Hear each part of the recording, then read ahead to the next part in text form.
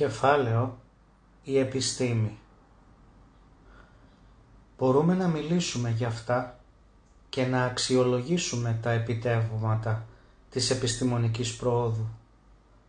Όμως πιστεύω ότι η επιστήμη δεν εξαρτάται από τον άνθρωπο. Επομένως, δεν μπορούμε να πούμε αν είναι καλή ή κακή.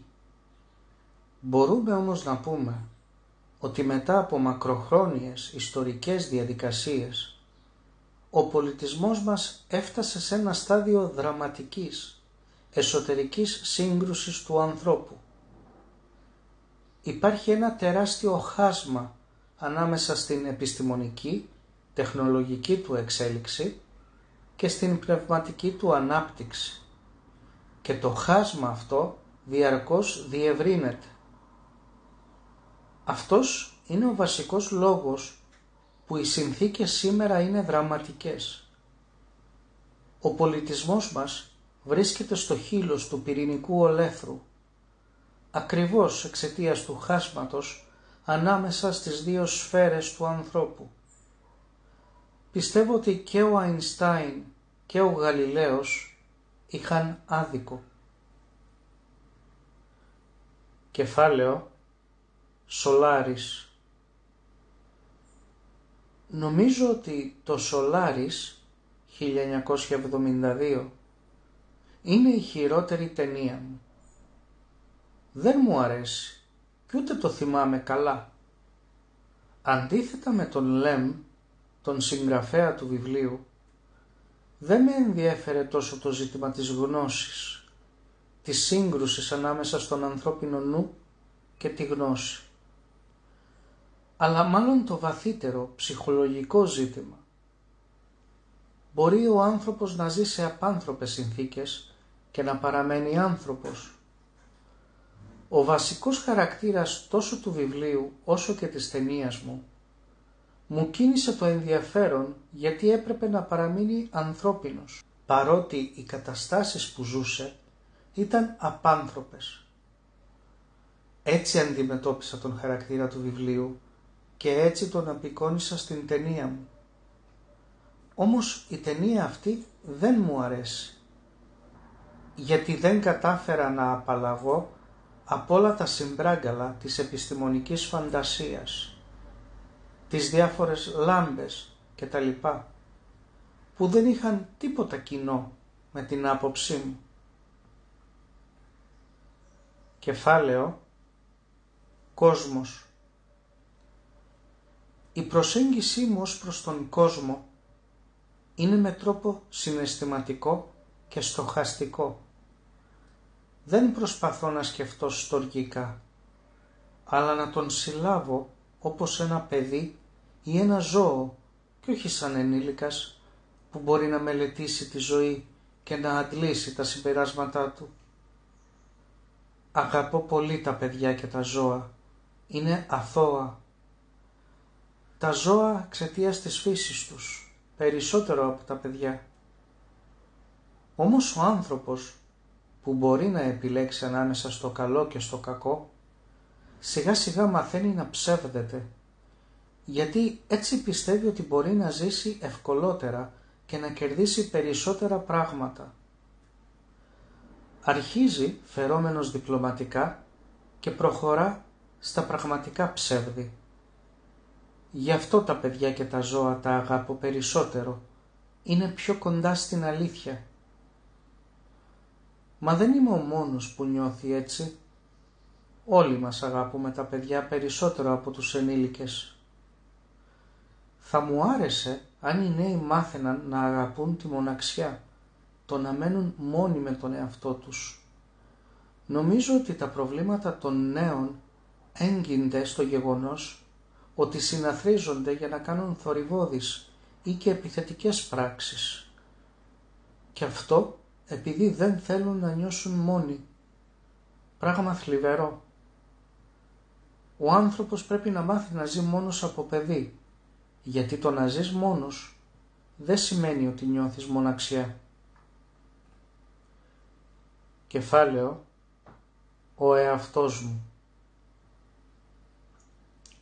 Πάντα πίστευα και ένιωθα πως ό,τι κάνω στη ζωή μου έχει ήδη προαποφασιστεί από τότε που ήμουν παιδί. Ίσως σας φαίνεται παράξενο, μα είναι αλήθεια. Έτσι δεν διαψεύστηκα σε όσα έκανα στη ζωή ή στη δουλειά μου, δηλαδή στον κινηματογράφο. Μου φαίνεται ότι τον εαυτό μου δεν τον αγαπώ αρκετά. Εξάλλου αυτό ισχύει για όλους μας. Αν αγαπούσαμε τον εαυτό μας, θα μπορούσαμε να αγαπήσουμε και τους άλλους. Αυτός που δεν αγαπά τον εαυτό του, δεν ξέρει τον σκοπό της ύπαρξής του. Δεν μπορεί να νιώσει αγάπη ούτε για τους άλλους, ούτε για την ίδια την ζωή.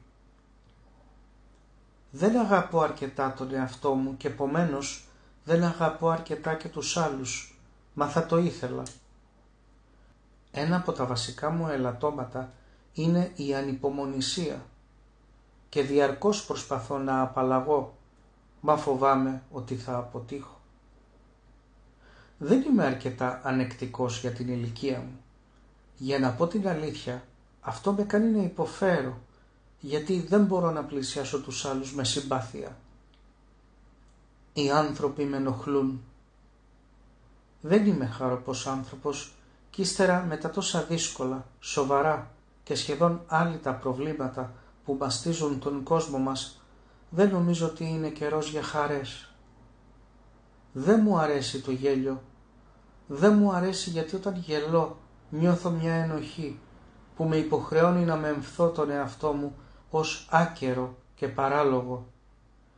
Το ίδιο ισχύει και για τις ταινίες μου.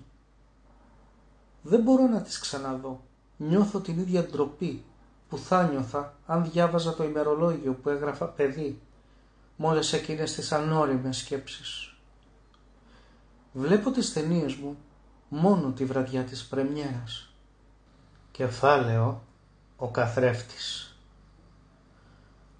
Πολλοί πιστεύουν ότι ο καθρέφτης 1975 είναι η αγαπημένη μου ταινία. Σίγουρα είναι αυτή που μ' αγγίζει περισσότερο, αφού βασίζεται σε αληθινά περιστατικά των παιδικών μου χρόνων και δεν υπάρχει ούτε μία επινοημένη σκηνή. Είναι η πραγματική βιογραφία της οικογένειάς μου.